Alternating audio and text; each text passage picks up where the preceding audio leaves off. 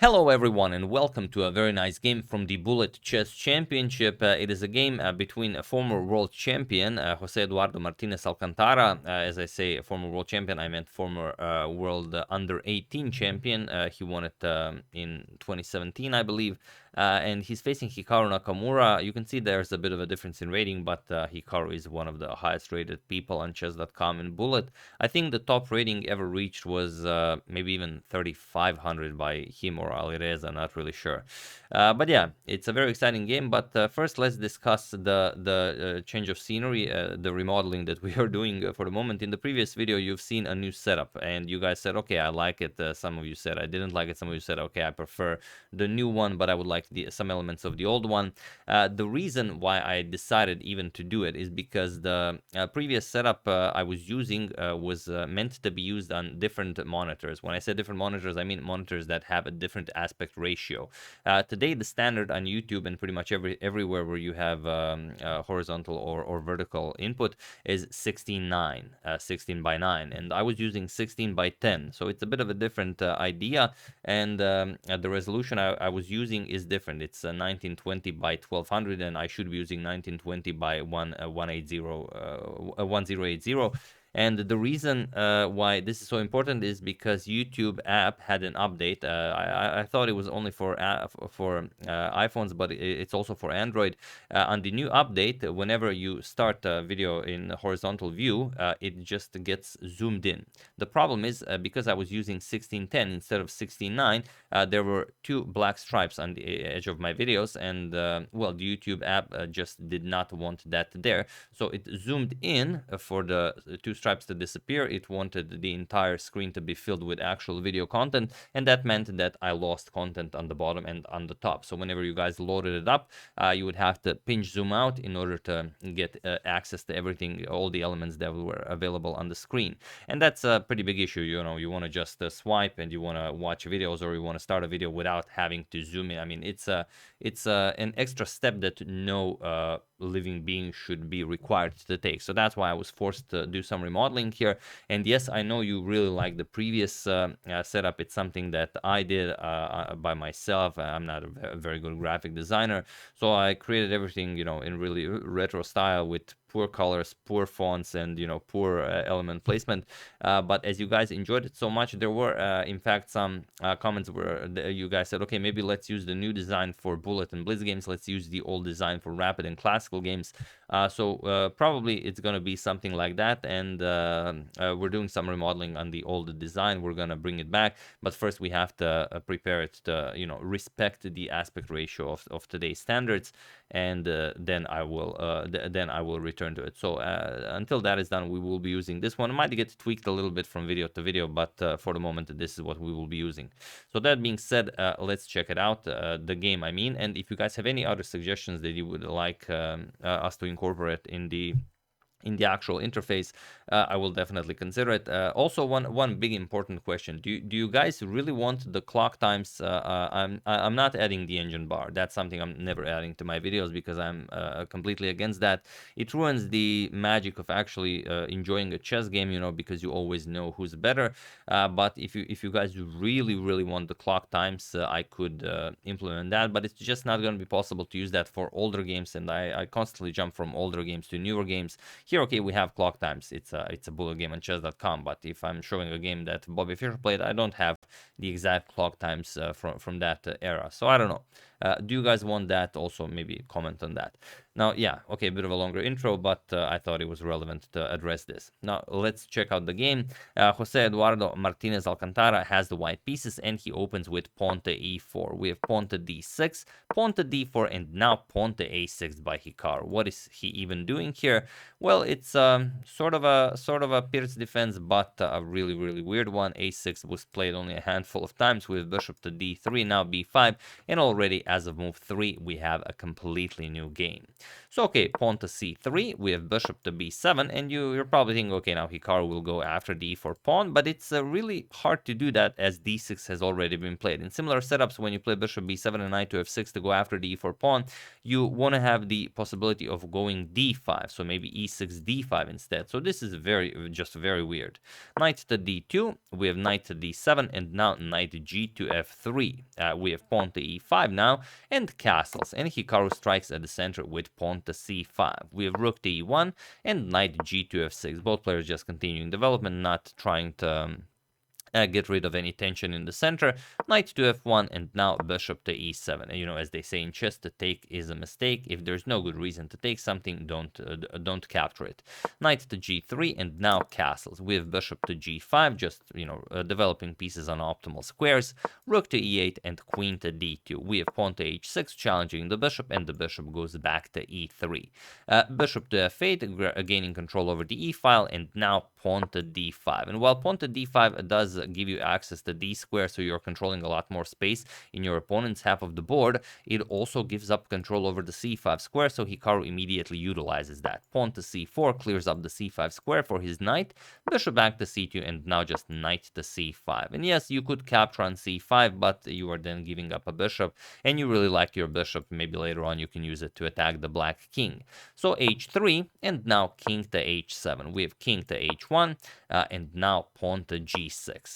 We have knight to h2, and now bishop to g7, and of course you want to play f4, but first you prepare it. Rook to f1. So queen to c7, Hikaru develops the queen, connects the rooks, and rook a to e1. Now we have rook to e7, preparing to double up, and finally pawn to f4. E captures on f4, bishop captures, and now rook a to e8. Nicely doubling up here, going after the e4 pawn, and Hikaru says, if you want that pawn, you can capture it, but you have to calculate a lot. So Hikaru plays knight to g4. Can the e4 pawn be captured, and why is Hikaru offering it? Well, it's impossible to calculate this even with a lot of time on the clock, but in a bullet game.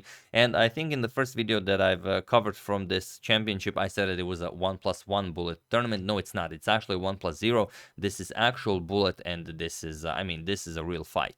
So the point is, if you start capturing here with knight f, let's say, captures on e4, then we have knight captures on e4, then knight captures, then bishop captures, then rook captures on e4, rook captures on e4, rook captures on e4.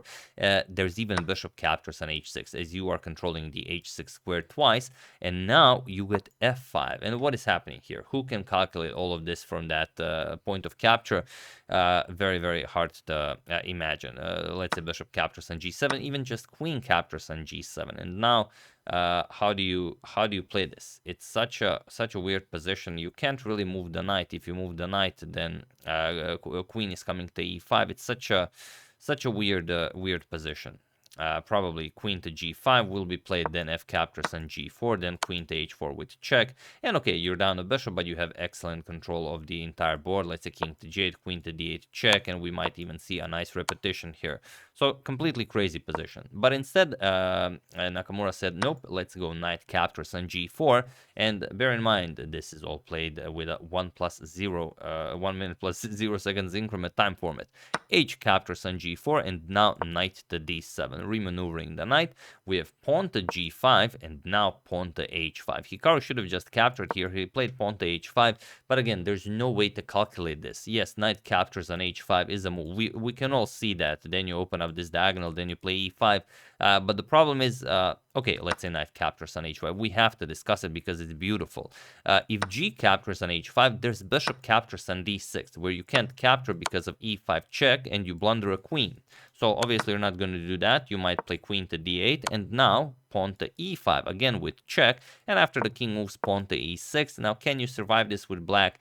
Maybe, because it's bullet, but chances are you're not going to do it. The problem with this is, and I think this is the easier line to calculate, what if Hikaru doesn't take the knight? What if Hikaru just plays rook to h8, and now he wants to claim the h-file for himself? Okay, you've grabbed the pawn, you might even grab the bishop, but now this comes with check. Let's say king g1, knight to e5. Who's to say that white is better here? Of course, you're up a pawn, but will you be able to play against black with the black having the open h-file for his rook? Very, very hard to say. So that's why after pawn to h5, we have knight to f5 instead, trying to sacrifice a piece this way, and Hikaru accepts it. G captures on f5, E captures on f5, and now Hikaru plays pawn to f6, which is not the absolute best way to go. You have to trade everything off first. I know we're showing a few lines more than I usually would for a bullet game, but it's such a beautiful position that I thought I absolutely should. And I have checked out all the games that they've played this, so that's why this is why I chose this one. And okay, you get a playable position. But Hikaru played pawn to f6.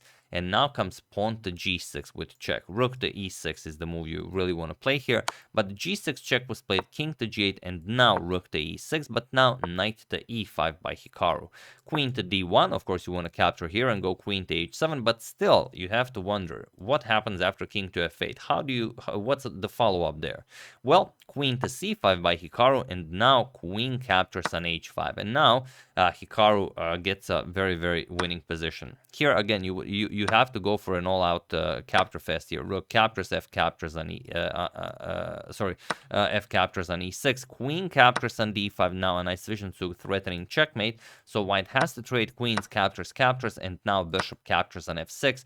Bishop captures on e6. Bishop captures, king captures, and you get this endgame with equal material bishops of the same color.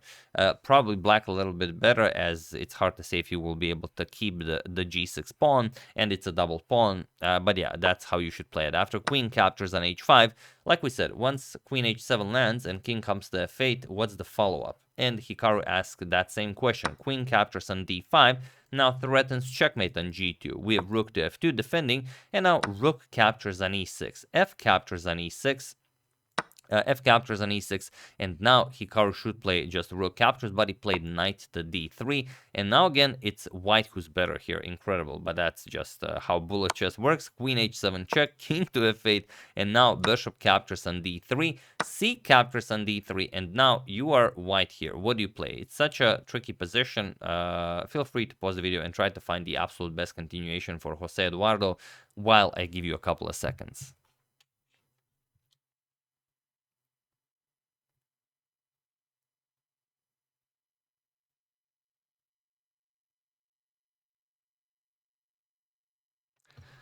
So for those of you who were able to do it, congratulations on spotting this connection. And for those of you who just want to enjoy the show, it is bishop captures on d6. A beautiful move, and you can't really ignore this. If you play rook to e7, it's just a very tricky rook captures on f6 check, and now if bishop captures, queen to f7 checkmate. But even if you don't capture, if you go here, just queen to g8 check, bishop to f8, and now rook captures or queen captures will be checkmate. So that would be devastating.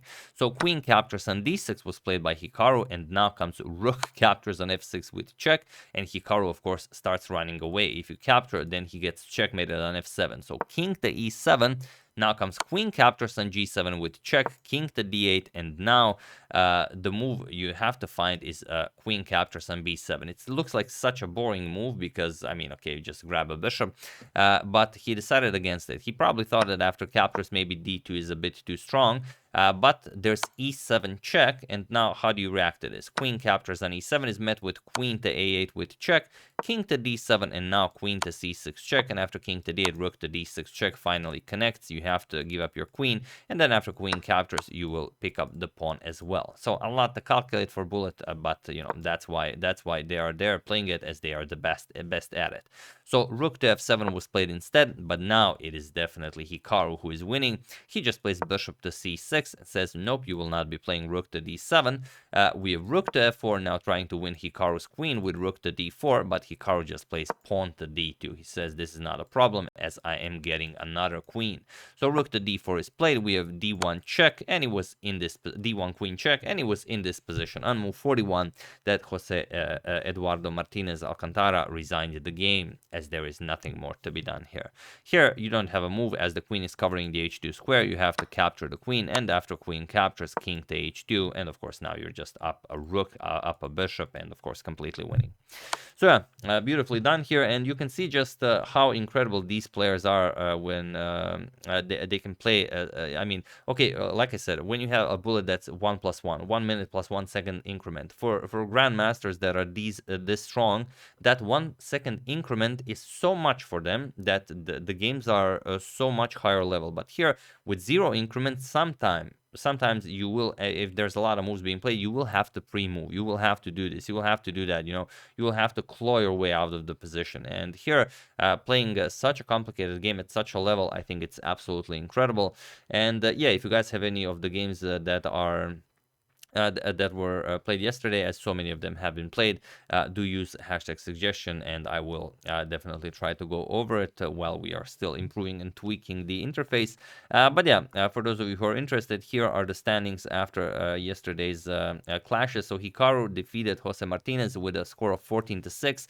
Daniel Naroditsky was better than Andrew Tang with 14.5 to 6.5, which is absolutely incredible. For those of you who have been following Andrew Tang, aka the Penguin, for quite some time, you know just how strong he is at these fast time controls. I mean, he plays bullet, he plays hyper bullet, he plays ultra bullet. I mean, he plays it all. Magnus defeated Tuan Min Le, but he did struggle with him, and you know, it was a give and take. You couldn't really guess who would take the match, but at the end it was just Magnus's endgame still that prevailed, and Alireza Firuza defeated Alexander Bortnik with a score of 11-5. So yeah, we'll see what happens next in the semifinals. So stay tuned for that. And yeah, if you have any game that you would like to see from here, or any game from any tournament that is currently being played or was ever played, do use hashtag suggestion, and I will go over that. So yeah, sorry about talking a bit longer in this video, but I just wanted to clear up what is happening, why we are changing the interface, what we are going you know, towards, what we want to accomplish, and hopefully that's what we will be able to do. But yeah, that's the game. Hope you guys enjoyed it. I would like to thank James Eugene Cashman, John Austin, Notcom Plays, Paul Miller, and Brad Roth for a contribution to my channel. Thank you a lot, to really appreciate it. As usual, you can check 2 of my previous videos here. Thank you for watching, and I will see you soon, continuing to check up on your wonderful suggestions and whatever else happens in the chess world. Thank you all. I will see you soon, and have an excellent rest of your day.